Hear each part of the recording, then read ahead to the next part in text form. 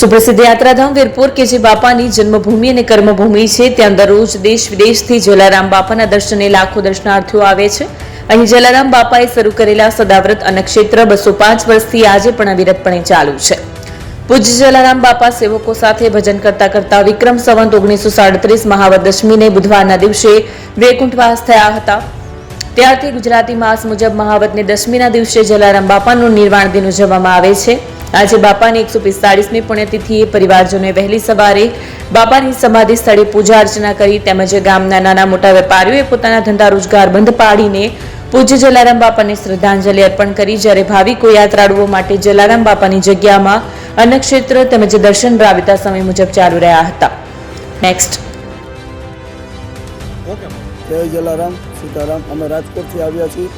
આજે બાપુની 145મી પુણ્યતિથિ છે અને અમે દર્શન કરવા આવ્યા છીએ બધા રાજકોટથી ગ્રુપ સાથે। અને આ ગામમાં વીરપુરમાં પણ દરેક વેપારી નાના મોટા બધા વેપારી શ્રદ્ધાંજલિ આપીને બધું આખું વીરપુર સતત બંધ રાખે છે અને બાપાના દર્શન કરીને અમે ધન્ય થયા છીએ। બાપાના દર્શનથી અમને બહુ લાભ મળે છે। આજુબાજુના ગામના વિસ્તારો, આજુબાજુના સિટીના પણ અહીંયા દર્શન કરવા બાપાના આવે છે। અમારે બધાની પ્રાર્થના કે બાપાના દર્શન કરીને બધા લાભ લે।